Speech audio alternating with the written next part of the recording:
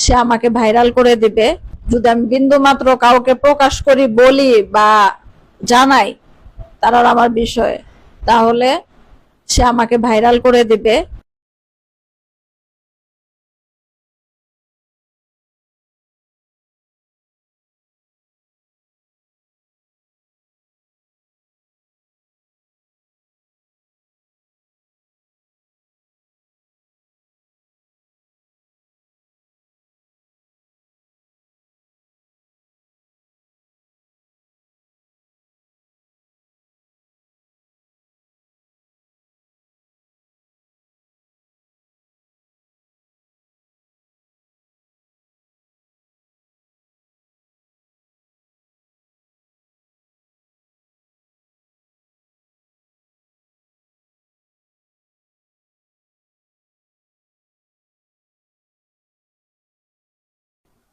সেই ছবিগুলো তুলে রাখছিল আমাকে, সেখান থেকে তার ওইখান থেকে পাঠাইছে, বলছে যে তার চাকরি বা কোনো কিছুর যদি আমি বিন্দু মাত্র কাউকে প্রকাশ করি, বলি বা জানাই তার আর আমার বিষয়ে, তাহলে সে আমাকে ভাইরাল করে দিবে।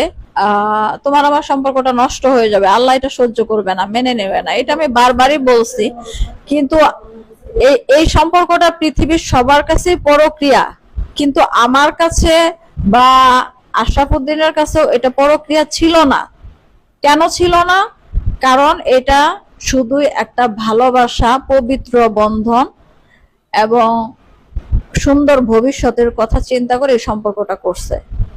আর নানান লোকজন দিয়ে সবসময় আমাকে মেরে ফেলার হুমকি দিচ্ছে এবং বলে যে আমি এখন যদি বিয়েও করি তাহলে বিয়ে করার পরে মেরে ফেললাম বা 6 মাস পর ছেড়ে দিলাম।